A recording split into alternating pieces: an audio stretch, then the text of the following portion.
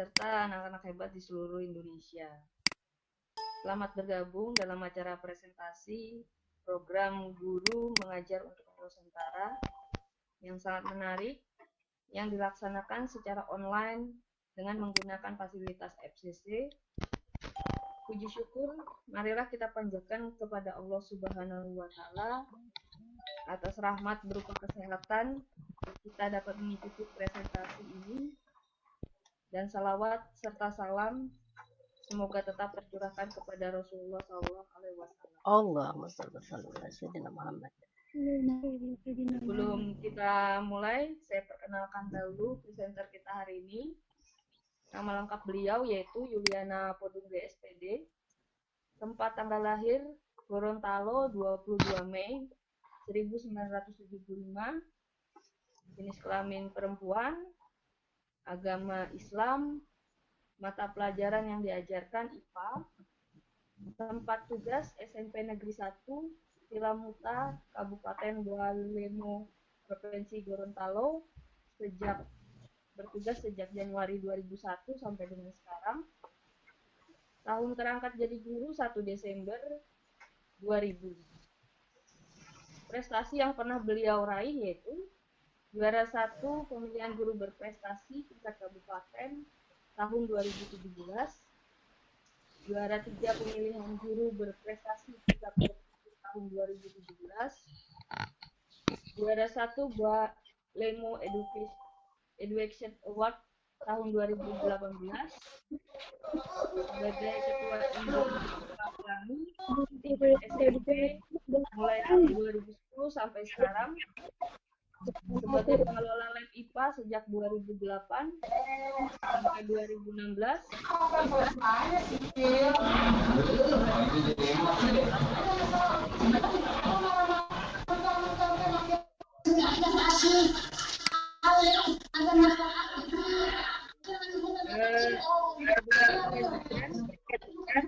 saya bacakan tata tertibnya terlebih dahulu.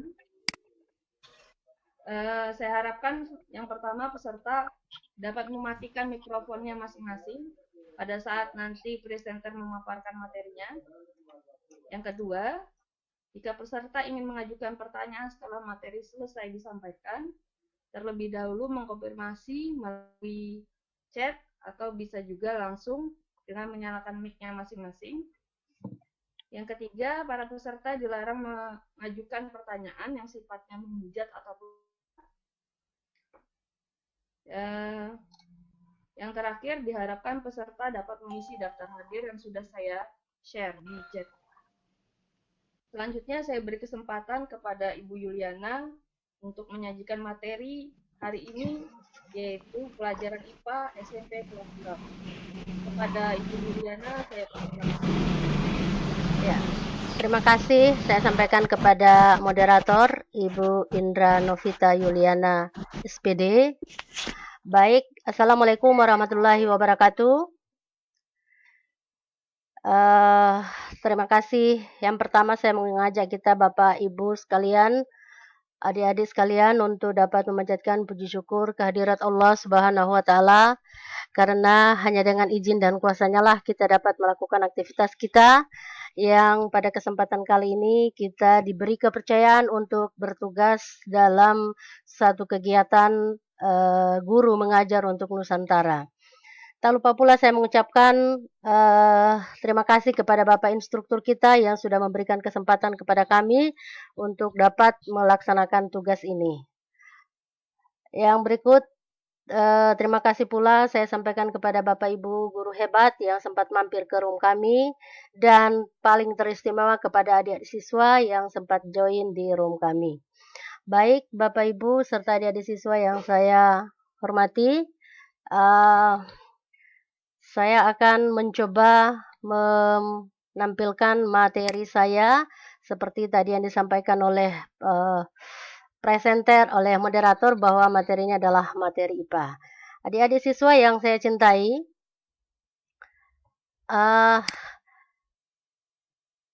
ini adalah pembelajaran yang sifatnya video conference. Adapun materi yang akan saya jelaskan adalah tentang ini. Jadi mohon adik-adik memperhatikan ya. Ini ada ya. Ini adalah organ-organ dalam tubuh manusia. Kira-kira adik-adik mengetahui apa sebenarnya dari nama-nama organ yang ada dalam gambar ini, ya. Ini apa namanya, kemudian ini apa, kemudian ini apa. Nah, kalau adik-adik sudah tahu, tolong disimpan, nanti sebentar kita akan tanya jawab ya. Ini adalah organ-organ yang terdapat di dalam tubuh manusia. Kenapa ini ada di dalam tubuh manusia? Ketiga organ ini sangat berfungsi untuk menyebabkan kita bisa melakukan suatu aktivitas. Nah, apa dan bagaimana peran atau fungsi dari ketiga organ ini? Maka pada kesempatan kali ini kita akan mempelajari tentang sistem gerak pada manusia, di mana sistem gerak pada manusia itu didukung oleh rangka dan otot. Nah, indikator adalah menjelaskan struktur dan fungsi rangka sebagai penyusun sistem gerak pada manusia. Yang berikut menjelaskan pembentukan tulang sebagai penyusun sistem gerak pada manusia. Yang berikut menyebutkan pembagian tulang rangka atau sebagai alat gerak pasif pada manusia. Kemudian menggambarkan hubungan antara tulang yang membentuk berbagai persendian. Dan yang berikut menghubungkan berbagai gerak dan persendian yang terlibat. Ini adalah gambaran sistem gerak yang terdapat pada manusia. Sistem gerak pada manusia kita mengenal ada dua, yaitu sistem gerak pasif dan sistem gerak aktif. Ya, ini unsur-unsur pendukung terbentuknya sistem gerak pada manusia. Kalau sistem gerak pada manusia yang sifatnya pasif, ya ini didukung oleh ini tulang, kemudian yang menyebabkan tubuh kita bergerak secara pasif itu adalah otot. Ya. Nah, di mana sendi? Nah, sendi ini merupakan penghubung antara tulang dan otot. Karena tulang tidak mampu bergerak apabila tidak ada otot. Demikian pun sebaliknya, otot tidak mampu melakukan suatu gerakan tanpa melekat pada tulang. Oleh karena itu, tulang disebut gerak pasif, sedangkan otot adalah gerak aktif. Jadi antara tulang, otot, dan sendi itu merupakan satu kesatuan yang menyebabkan kita mampu bergerak. Nah, ini gambar-gambar dari tulang, tampak depan dan tampak belakang. Nah, sistem gerak pada manusia tersusun dari rangka dan otot. Rangka disebut sebagai alat gerak pasif, sedangkan otot disebut sebagai alat gerak aktif. Nah, oke, kemudian ini pembagian rangka bagian tengkorak, bagian badan yang ini tengkorak, kemudian ini bagian badan, kemudian ini bagian anggota gerak. Anggota gerak itu terdiri kaki dan tangan. Nah, ini pembagian tulang. Kemudian fungsi dari rangka itu sendiri. Rangka berfungsi sebagai alat untuk memberikan bentuk pada tubuh dan menegakkan berdirinya tubuh. Mungkin ada adik-adik yang bisa menambahkan selain yang saya sudah sebutkan tadi, kira-kira ada yang bisa menyebutkan apa kira-kira fungsi dari rangka? Oke, saya jelaskan, saya lanjutkan dulu ya. Baik, fungsi yang kedua adalah melindungi organ yang rusak. Kemudian sebagai alat gerak pasif, tempat melekatnya otot, tempat pembentukan sum-sum. Nah, ini klasifikasi tulang. Klasifikasi tulang, ini ada tulang panjang atau yang dikenal dengan tulang pipa. Kemudian ini ada tulang pendek. Kemudian ada tulang pipih atau tulang leher. Kemudian ini ada tulang yang tidak beraturan. Ya, tulang yang tidak berbentuk atau tidak beraturan. Bentuk tulang rangka ini atau tulang pipa yang kita lihat tadi, ini bagian-bagiannya, contoh-contohnya terdapat pada bagian yang tadi. Kemudian ini tulang pendek, ini terdapat pada pergelangan tangan dan pergelangan kaki. Kemudian tulang pipih, ini terdapat pada tulang rusuk, tulang dada, tulang tempurung kepala, dan tulang belikat. Kemudian berdasarkan komponen penyusun tulang, tulang ada yang disebut dengan tulang rawan, atau yang biasa kita sebut dengan tulang yang sifatnya elastis. Ini contoh-contoh tulang rawan ada pada tulang daun telinga, tulang trakea, ujung tulang rusuk, dan lain sebagainya ini. Ini contoh gambar dari tulang rawan. Kemudian tulang keras. Jadi berdasarkan penyusunnya ada dua ya adik-adik ya, ada tulang rawan dan ada tulang keras. Nah, berikut ini rangka manusia. Ada rangka aksial dan ada rangka apendikular. Kemudian, nah, ini kita masuk pada persendian. Ini sudah organ kedua. Tadi tulang, sekarang sudah sendi. Ini sendi, ada sendi mati. Kemudian ada sendi kaku. Ini gambarnya. Kemudian ada sendi gerak.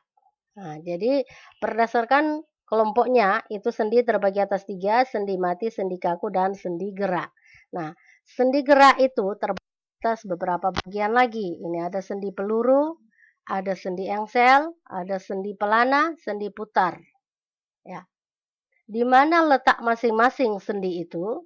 Ini kita lihat. Ini sendi peluru. Ini contohnya, gambarnya, letaknya. Kemudian ada sendi engsel. Ini sendi pelana pada ujung-ujung jari, kemudian ini sendi putar, ada letaknya masing-masing. Nah, kemudian bagian ketiga, organ penyusun terbentuknya suatu aktivitas dari manusia, itu yang ketiga adalah otot, di mana otot manusia terbagi atas 3, ada otot polos, kemudian ada otot lurik, dan yang berikut adalah otot jantung. Nah, ini contoh secara keseluruhan dari otot manusia. Ini kalau otot lurik terdapat pada pergelangan tangan, otot jantung terdapat pada jantung, dan ini otot terdapat pada sistem saluran pencernaan makanan. Nah, tulang kita sama halnya dengan anggota tubuh yang lain, ini jelas memiliki suatu kelainan. Kelainan pada tulang dan otot ini dapat kita lihat gambarnya seperti ini. Ini osteoporosis atau keropos, tulang keropos. Kemudian ini ada patah tulang. Berikut lagi, ini ada jenis-jenis kelainan, ada lordosis. Kemudian ada kifosis. Ya. Ini skoliosis. Ini model-model dari kelainan pada tulang. Ada anak-anak yang baru lahir itu mengalami kelainan seperti ini. Ini namanya kelainan. Dan kelainan ini adalah kelainan yang terjadi pada saat bayi tersebut lahir, sehingga disebut dengan kelainan bawaan. Ya. Oke, kemudian ini rematik. Ya. Ya, mungkin demikian pemaparan dari saya. Untuk memandu acara selanjutnya, saya kembalikan kepada moderator. Kepada Ibu Indra, saya persilahkan. Ya, terima kasih Ibu Yuliana atas materi yang telah disampaikan. Jadi tadi yang dapat saya tangkap, gitu ya, yang kita pelajari hari ini yaitu tentang gerak yang terdiri dari dua, yaitu tulang dan otot, di mana otot manusia itu ada 3, lurik, polos, dan jantung. Iya. Kemudian salah satu yang tubuh manusia itu yaitu rangka. Fungsi rangka itu dirinya tubuh. Kepada anak-anak yang sekarang, silahkan jika ada yang kurang dipahami tentang materi tersebut bisa ditanyakan. Mungkin ada yang kurang paham. Kalau saya sendiri terus terang kurang paham karena bukan basicnya materi saya. Oh, iya, iya. Nah, ini ada pertanyaan. Sebentar. Pertanyaannya dari Pak Waho ini. Iya, iya, Ma. Selamat Bagaimana bergabung, Pak cara Instruktur. bagaimana cara mengatasi kelainan pada sendi, Bu? Oke. Ya, pertanyaan dari Pak Waho, bagaimana cara mengatasi kelainan pada sendi? Kira-kira ada adik-adik yang bisa menjawab? Ya, itu ada pertanyaan dari salah satu teman kamu yang menanyakan bagaimana kira-kira cara mengatasi kelainan pada sendi. Ya, sebelum Ibu menjawabnya, Ibu beri kesempatan dulu pada adik-adik untuk menjawab. Siapa tahu ada adik-adik yang bisa menjawab, saya persilahkan. Ada ya? Silakan bagi kita menjawab. Boleh dinyalakan mic-nya. Atau mungkin kalau malu boleh Iya. melalui chat. Kalau malu angkat tangannya atau mengaktifkan mic-nya, bisa di chat, Nak. Bisa melalui chat. Oke, atau memang belum paham ya? Oke, baik. Terima kasih atas pertanyaannya, Pak Waho. Bagaimanakah cara kita untuk mengatasi kelainan pada sendi? Ya. Nah, ini ada yang mencoba Oh, ada yang menjawab. mencoba menjawab. Oke, silahkan. Dari siapa? Dari Santi Yusuf. Oh, iya. Katanya dengan menjaga pola makan yang sehat. Nah, apa benar, Bu? Oke, terima kasih ya Adik Santi Yusuf sudah membantu menjawab. Jadi itu tadi jawaban dari Santi Yusuf, Adik Wahyo, bahwa dengan cara menjaga pola makan yang cukup. Ya, bagus sekali jawaban dari Adik Santi tadi. Nah, di sini saya akan menambahkan lagi, memang yang dikatakan Adik Santi tadi itu sudah merupakan salah satu cara untuk mengatasi kelainan pada sendi. Nah, di samping itu kita harus mengkonsumsi obat-obatan pereda nyeri, ya. Jadi bisa mengkonsumsi obat-obat yang bisa meredakan rasa nyeri. Kemudian salah satu alternatif lagi untuk mengompres bagian sendi yang sakit dengan kantong es mungkin selama 10 sampai 15 menit. Dan yang berikut adalah beristirahat yang cukup. Demikian jawaban dari saya, Ibu Indra.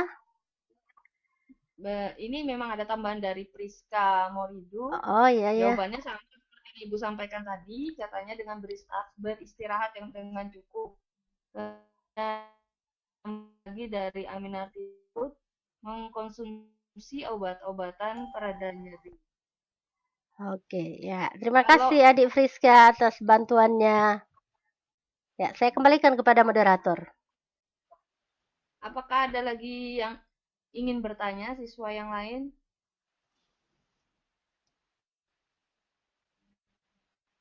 Mungkin ada, kalau misalkan tidak berani dengan berbicara secara langsung dengan menggunakan mic, bisa melalui chatnya.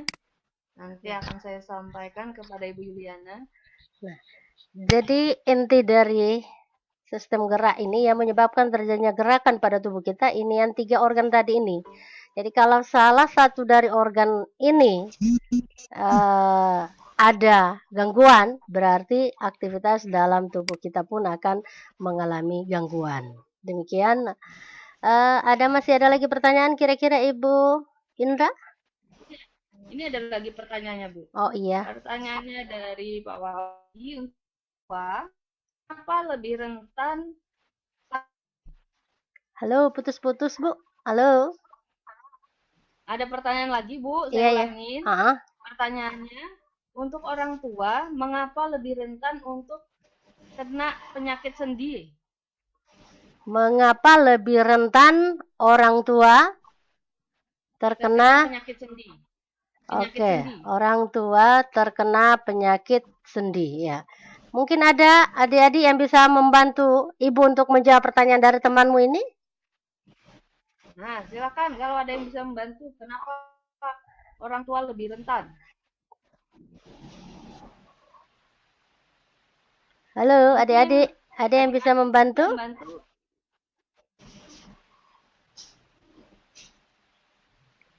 Ya. Sepertinya pada malu semua ini, Bu. Oh, iya. Oke, baik. Terima kasih pertanyaannya dari Adik Waho, ya. Pertanyaannya, kenapa orang tua lebih rentan atau lebih sering terkena penyakit sendi? Ya, kita ketahui bahwa organ yang menyebabkan bergeraknya tubuh kita itu dipengaruhi oleh 3 organ ini. Nah, kita fokus pada sendi ini. Pertanyaan dari Adik Waho tadi, kenapa orang tua lebih rentan terkena penyakit sendi, maksudnya sakit pada persendian, ya. Ini ada yang mencoba menjawab. Oh iya silahkan. Iya saya pending. Dari Ananda adik-adik ini membantu menjawab. Oh iya silahkan. Katanya bantu jawab, Bu, Iya silahkan. karena tulang atau sendi orang tua itu sudah rapuh. Kemudian dari Ananda Santi Yusuf, katanya karena orang tua tulangnya sudah banyak mengandung zat kapur, sehingga memungkinkan gangguan pada persendian juga. Benar atau tidak? Ya, terima kasih kepada kedua adik yang sudah membantu tadi. Apa yang sudah dikatakan oleh adik-adik tadi, itu memang benar sekali. Karena persendian orang yang anak muda dengan orang dewasa, apalagi orang yang sudah manula, itu memang sudah berbeda struktur susunan penyusunnya. Ya, benar yang dikatakan tadi oleh Santi Yusuf bahwa persendian dari orang tua itu sudah banyak mengandung zat kapur sehingga mudah terserang penyakit, mudah lelah, mudah capek dan lain sebagainya. Sehingga lebih sering merasakan rasa sakit pada persendian. Oke? Demikian jawaban dari saya. Bagaimana dengan Ananda Waho sudah bisa menerima jawaban dari katakan Bu Yuli? Nah, alhamdulillah tidak protes ini, Bu. Ya, terima kasih. Kemudian ada pertanyaan lagi, Bu. Ya, silahkan. Dari Ananda Ainul Solihanur. Pertanyaannya, apakah ada batas usia pertumbuhan tulang? Oh iya, terima kasih. Pertanyaan yang bagus sekali ya, Nak ya. Ada lagi teman yang bisa bantu kira-kira? Apakah pertumbuhan tulang kita ini ada batasannya? Ada anak-anak yang bisa bantu? Silakan jika ada yang bisa membantu. Pertanyaan tadi apa? Ada ya? Tidak ada, Bu. Silakan, Bu, dijawab, Bu. Oh iya, terima kasih ya. Pertanyaan dari Ananda, siapa tadi namanya? Ya, oke.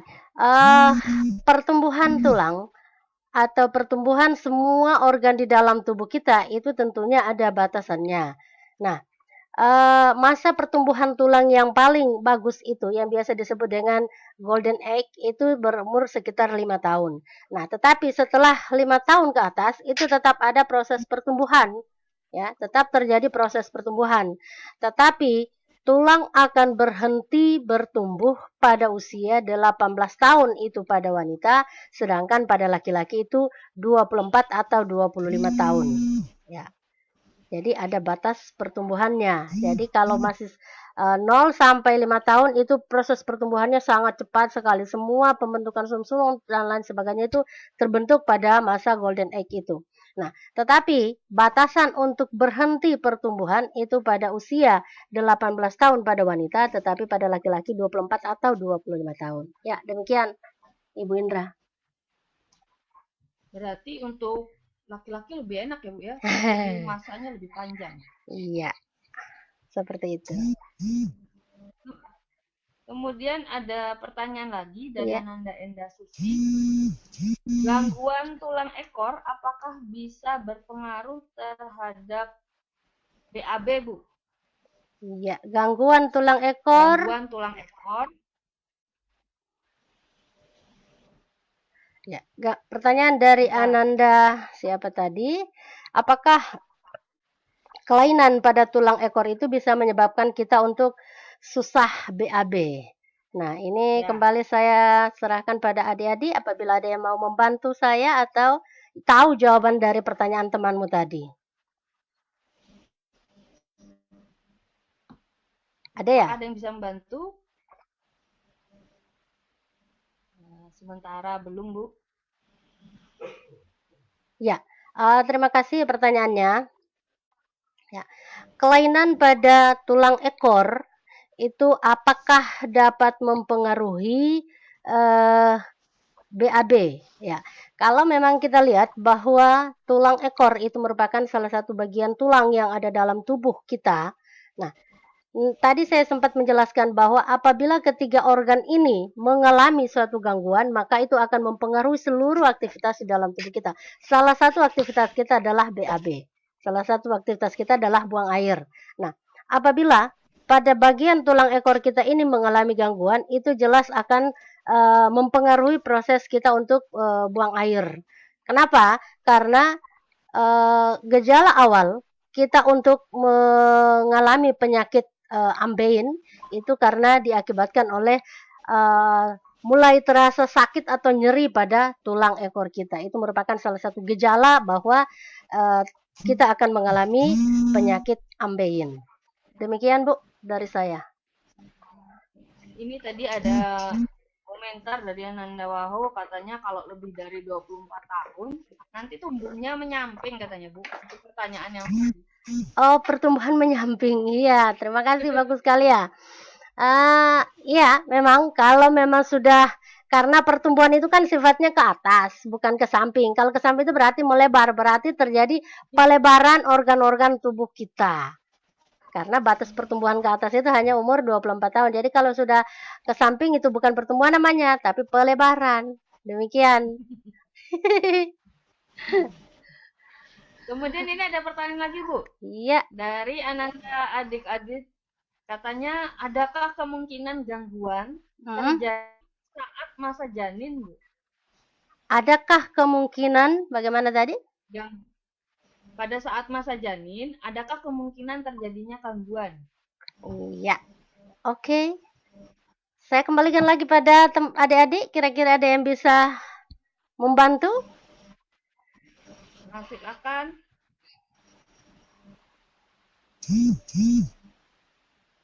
Iya. Tidak ada ya? Belum bisa ya? Belum paham ya? Oke, baik. Terima kasih atas pertanyaannya. Pertanyaannya bagus sekali. Eh, apakah pada saat masih bayi atau dalam bentuk janin atau dalam bentuk embrio itu sudah akan mengalami kelainan? Ya. Pada saat embrio ini memang sudah terbentuk, sudah utuh, sudah ada semua organ-organ dalam tubuh, itu bisa saja terjadi kelainan. Ya, bisa saja terjadi kelainan. Makanya tadi saya mengatakan bahwa ada yang disebut dengan kelainan bawaan atau kelainan yang terjadi sejak lahir. Itu kenapa? Karena adanya gangguan pada saat selama proses pertumbuhan si bayi tadi. Ya.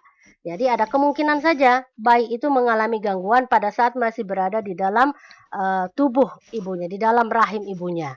Karena proses pertumbuhan organ-organ dalam tubuh itu dimulai sejak bayi di dalam kandungan. Jadi bisa saja terjadi kelainan seperti itu. Sehingga kalau kelainan ini tidak sempat dideteksi oleh dokter pada saat masih dalam bayi, itu bisa saja akan terus-menerus terjadi sehingga akan menyebabkan kelainan pada saat bayi itu lahir. Demikian jawaban saya. Kalau boleh menambahkan ini Bu, saya silahkan. Kira-kira untuk mencegah terjadinya kelainan pada saat masih janin itu bagaimana ya Bu ya? Iya. Bagaimana cara kita untuk mencegah terjadinya kelainan pada bayi? Ya, ada lagi yang bisa bantu kira-kira? Oke, ya. Apakah Ya, oke. Terima kasih atas pertanyaannya Ibu Indra. Apakah kita mampu untuk mengantisipasi atau meminimalisasi terjadinya kelainan pada bayi? Nah, namanya kalau kita bicara tentang proses kehidupan, berarti kita tidak lepas dari adanya faktor genetik. Ya kan, adik-adik paham ya? Faktor genetik itu adalah faktor gen gen yang ada dalam tubuh kita. Nah, proses pertumbuhan itu tidak lepas dari adanya faktor genetik. Nah, faktor genetik ini berarti gen yang berasal dari orang tua, dari ayah dan ibu, itu jelas akan menurun kepada bayinya. Nah, apakah kita bisa mencegah terjadinya kelainan? Nah, kita sebagai manusia pada saat apabila ibunya rajin memeriksakan ke dokter, sehingga dokter mampu mendeteksi apakah bayi yang ada dalam kandungan si ibu ini terjadi kelainan. Kalau memang misalnya bisa dilakukan perbaikan atau antisipasi oleh dokter, maka akan bisa terjadi. Tetapi namanya proses pertumbuhan itu kita hanya bisa berikhtiar, kita hanya bisa melakukan, tetapi karena ada salah satu faktor yang menentukan, itu adalah faktor genetik, sehingga kita tidak bisa memungkiri hal demikian. Jadi kita sudah berusaha untuk mencegah terjadinya kelainan, tetapi karena ada salah satu faktor yang menentukan, yaitu faktor genetik, sehingga itu kita tidak bisa menyepelekan hal genetik itu. Sehingga hal genetik yang ada pada bayi tadi itu akan terbawa terus. Demikian mungkin penjelasan dari saya. Ya, mudahan itu tambahan pertanyaan dari saya. Mudahan Ananda Adit juga lebih paham ya dengan pertanyaan yang sebelumnya. Kemudian ada lagi pertanyaan Bu, ini dari Ananda Aminarti Daud. Iya. Mengapa rangka disebut sebagai alat gerak pasif? Oke. Pertanyaan yang bagus sekali ya. Apa pertanyaannya tadi? Mengapa rangka disebut sebagai alat gerak pasif? Ya. Oke. Kemudian ada tambahan ini Bu.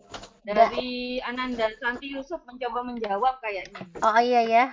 Oke. Jadi katanya Ananda Santi, karena rangka tidak dilengkapi dengan otot. Benar nggak? Iya. Terima kasih pertanyaan dari Ananda Aminarti tadi. Itu kenapa tulang atau rangka disebut sebagai alat gerak pasif? Nah, sudah dijawab oleh Ananda Santi tadi, mengatakan bahwa karena otot tidak melekat pada tulang. Nah, ya benar sekali apa yang dikatakan oleh Santi tadi, bahwa tulang itu dikatakan sebagai alat gerak pasif. Nah, saya kasih gambaran seperti ini. Adik-adik pernah melihat sapi kan? Ya kan? Nah, sapi itu, sapi Bali sekalipun, sapi yang paling buas sekalipun, kalau dipisahkan antara tulang dan dagingnya, itu daging sapi yang ada di atas meja itu sudah tidak mampu mau berbuat apa-apa. Karena apa? Karena antara organ-organ itu sudah terpisah. Sehingga kalau tulang itu, dia akan mampu bergerak apabila ada dilekatkan oleh otot. Kemudian dihubungkan oleh sendi. Sehingga otot merupakan alat penggerak aktif. Otot ini akan bisa bekerja. Jadi terjadi kerjasama antara 3 organ tadi yang saya katakan di atas tadi. Ini terjadi kerjasama. Ini tidak bisa bekerja tanpa ini. Dan ini merupakan penghubung antara otot dan tulang. Makanya tadi saya katakan bahwa ini disebut satu sistem gerak. Dikatakan sebagai satu sistem yang merupakan satu kesatuan. Jadi yang menggerakkan otot itu adalah tulang. Tetapi kenapa tulang dikatakan alat gerak pasif? Ini dia tidak akan mampu bergerak tanpa dilekatkan oleh otot. Dan otot dan tulang tidak mampu bergerak tanpa dihubungkan oleh sendi ini. Demikian jawaban dari saya. Nah, ini ada tambahan lagi Bu dari Ananda Priska. Ya. Katanya karena rangka tersebut tidak dapat bergerak sendiri tanpa dibantu oleh otot. Iya, bagus sekali ya jawabannya. Terima kasih ya Ananda Priska. Masih ada lagi? Terus ada komen dari Ananda Aminarti, katanya terima kasih Ibu jawabannya. Iya, sama-sama Nak. Ini ada satu lagi pertanyaan Bu. Ya. Dari Ananda Adit lagi Bu. Kayaknya masih yang pertanyaan yang tentang janin tadi. Iya. Ada hubungannya. Katanya berarti harus teliti ya Bu untuk pilih-pilih calon pasangan hidup. Emang Ananda Adit ini udah umur berapa ya? Udah pakai pikiran ke sana. Ya, memang makanya dalam memilih ya calon pasangan itu kan harus kita tahu bibit, bebet, dan bobotnya. Begitu kan orang-orang tua dulu bilang ya kan? Dan itu memang mungkin secara tradisional sudah memang jadi pedoman ya.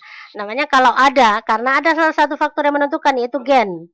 Nah, jadi gen ini tidak bisa kita pungkiri ya. Walaupun kita sudah hidup di zaman yang modern bagaimanapun, tetap gen ini merupakan satu penentu. Jadi makanya kita harus dalam memilih pasangan kita harus tahu, bukan berarti kita pilih-pilih orang, ya kan? Tetapi kita harus mencari yang terbaik. Ya, betul sekali apa yang dikatakan adik-adik tadi. Oke. Ya, harus lebih teliti Iya. gitu. Itu ya adik-adik ya. Iya. Mudah-mudahan puas itu dengan jawaban dari Bu Yuli. Jika ada lagi yang ingin bertanya, silahkan.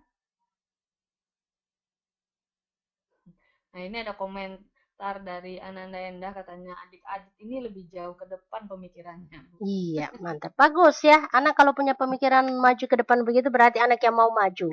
Yang tidak mau hanya ya nanti-nantilah. Pokoknya harus sudah ada planning seperti itu. Bagus. Ya. Kita berikan aplaus dulu untuk kita semua. Iya. Kan ada yang ingin bertanya lagi? Halo. Ya, putus-putus. Halo. Ya. Oke.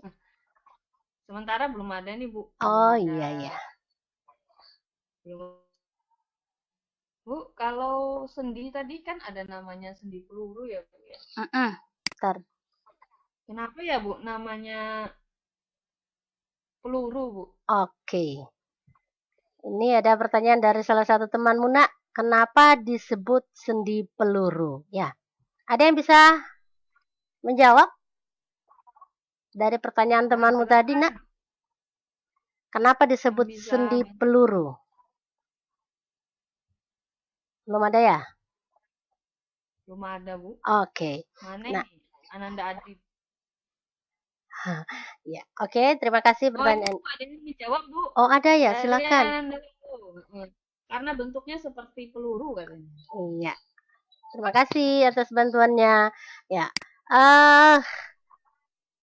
Kita melihat pemberian nama ini memang benar tadi yang dikatakan oleh anak siapa tadi itu yang membantu karena Ananda Waho, Bu. Oh iya, terima kasih Ananda Waho ya karena memang modelnya seperti peluru ya. Kita lihat ini penamaan sendi ini memang salah satu yang menjadi dasar untuk menamakan itu karena berdasarkan bentuk atau modelnya atau jenisnya. Nah, tadi ini sendi peluru. Ini kan kita lihat, ini letaknya ada di sini. Ini ya. Modelnya seperti pistol yang mau bentuk peluru, jenis peluru yang mau ditembakkan. Nah, ini seperti ini sendi engsel. Ini seperti engsel pintu ya. Jadi memang benar sekali penamaan sendi ini didasarkan pada bentuk dan modelnya dan berdasarkan berapa arah perputarannya ya. Ini kalau sendi peluru ya ini bisa digerakkan ke samping kiri kanan. Demikian. Jadi memang penamaannya itu berdasarkan bentuknya. Demikian, Bu. Masih ada lagi kira-kira? Ya, karena peluru. Kemudian dari tambahan. Ya. Alasannya. Halo, ya Bu. Halo. Ya. Iya, bagaimana Bu? Orang yang. Aduh, hilang lagi Bu. Halo. Namakan. Boleh diulangi Bu? Kurang jelas tadi.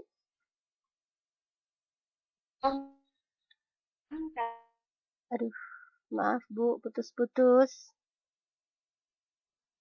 Sekarang sudah jelas Bu? Oh iya, ini bisa. Tapi pertanyaannya tidak jelas tadi. Bukan pertanyaan Bu, oh, hanya iya. menambahkan jawaban saja. Oh Jadi iya, katanya silakan. Katanya Ananda Rohmawati itu karena dinamakan peluru karena bisa berputar-putar. Oh iya. Kemudian tambahan dari Ananda itu sendi yang memungkinkan bergerak segala arah. Oke, ya. Terima kasih atas tambahan jawabannya, ya. Mungkin yang bertanya tadi sudah bisa paham ya? Ya, demikian ya Nanda yang bertanya tadi. Kemudian ada lagi Bu pertanyaan dari Iya. Ananda Aminati Daud. Oke. Tulang bisa kropos Bu. Tulang bisa keropos. Ya. Oke.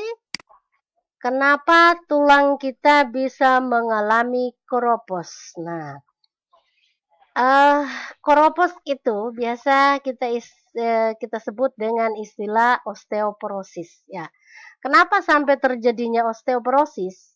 Itu karena terjadinya penumpukan zat kapur di dalam tubuh kita. Jadi semakin banyaknya zat kapur yang menumpuk dalam tubuh, semakin menggerogoti struktur tulang di dalam tubuh kita. Semakin digorogoti struktur tubuh dalam tubuh kita, struktur tulang, itu akan menyebabkan kekosongan di dalam tulang kita sehingga tulang kita mengalami koropos. Demikian. Jadi terjadinya penumpukan zat kapur di dalam tubuh. Itu yang menyebabkan terjadinya koropos atau yang biasa dikenal dengan istilah osteoporosis. Demikian. Demikian Ananda siapa tadi? Minarti kalau. Minarti ya, Minarti ya. Kemudian ini ada Ananda Enda Susi Bu. Iya. Menambahkan katanya karatan. Karatan. Bu, jadi keropos. Iya. Iya.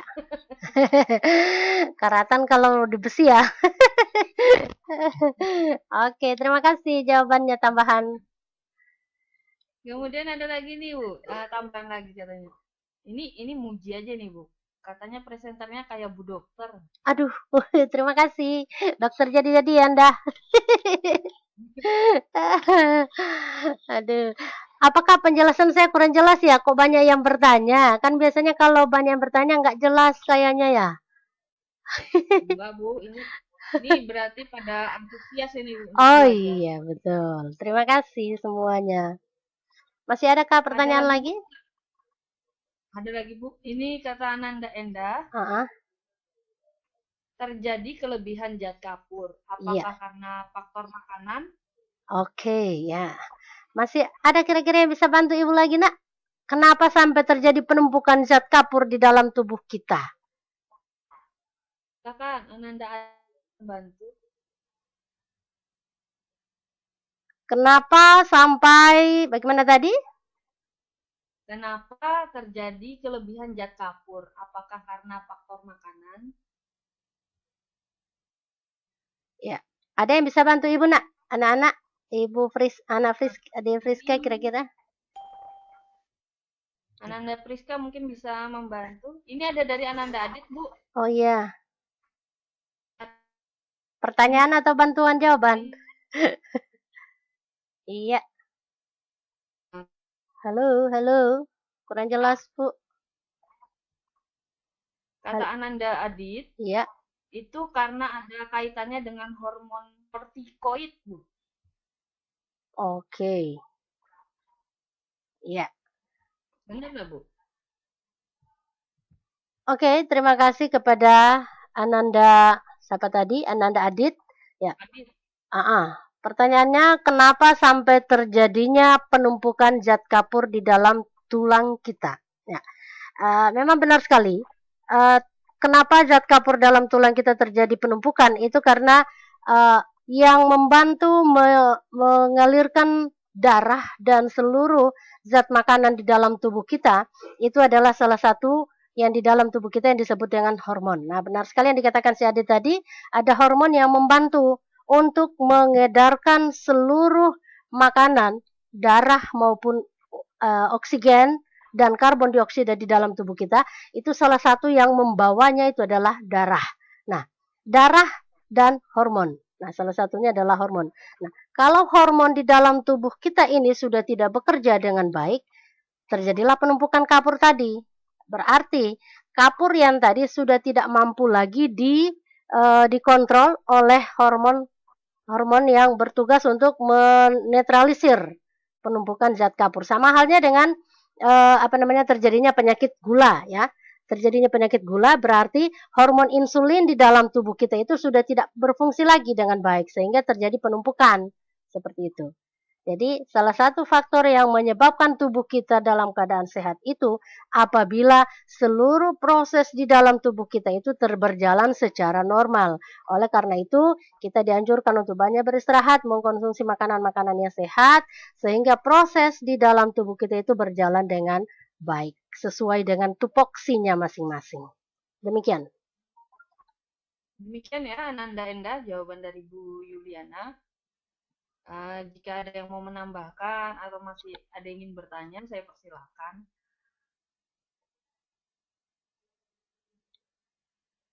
Mungkin sambil menunggu pertanyaan, Ibu Yuliana bisa merangkum materi kita hari ini, Bu. Ya, baik.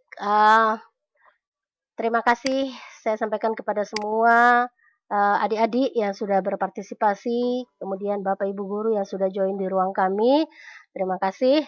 Saya akan menyimpulkan materi kita pada siang hari ini. Ya, materi kita pada siang hari ini yaitu sistem gerak pada manusia, di mana sistem gerak kita itu dipengaruhi oleh 3 organ ini, yaitu tulang, sendi, dan otot. Karena seluruh aktivitas kita yang ada di dalam, yang kita laksanakan setiap hari itu tidak lepas dari peran dari ketiga organ ini. Sehingga hubungan antara 3 organ ini kita kenal dengan istilah sistem gerak pada tubuh manusia. Tulang dikatakan sebagai alat gerak pasif, sedangkan otot dikatakan sebagai alat gerak aktif karena tulang tidak mampu bergerak tanpa ada pelekatan otot di dalam tulang. Tetapi otot pun tidak mampu bergerak secara aktif apabila tidak didukung oleh tulang. Nah, yang menyebabkan terjadinya 2 gerakan aktif dan pasif ini didukung oleh persendian, di mana sendi adalah sebagai penghubung, sebagai jembatan, sebagai perantara antara kedua organ ini. Sehingga yang menyebabkan terjadinya gerakan pada tubuh kita tidak lain adalah 3 faktor itu. Nah, untuk mencegah terjadinya kelainan pada tubuh kita, baik pada tulang, otot maupun sendi, maka kita harus melakukan aktivitas sesuai dengan uh, kadar masing-masing, maksudnya tidak perlu berlebihan, kita dianjurkan banyak istirahat, kita dianjurkan banyak mengkonsumsi makanan yang bergizi sehingga memulihkan seluruh proses aktivitas di dalam tubuh kita, menjaga pola makan dan lain sebagainya. Ya, jadi itulah inti dari materi kita hari ini, kita dapat mengetahui bagaimana fungsi dari organ-organ dalam tubuh kita. Demikian, Ibu Indra. Ya, jadi kalau saya garis bawahi di sini ada 3 yang paling penting, yaitu tulang, sendi, dan otot. Sendi ya. itu sendiri yang menjembatani Ya. antara tulang dan otot. Ya. Jadi intinya setiap manusia tidak boleh berlebihan Ya. dan juga tidak boleh kekurangan. Jadi baik dari segi geraknya maupun makanan. Nah, ini dari para siswa ini mengucapkan terima kasih banyak, Bu, untuk materi biologi yang Ibu sampaikan hari ini. Ya, terima kasih kembali.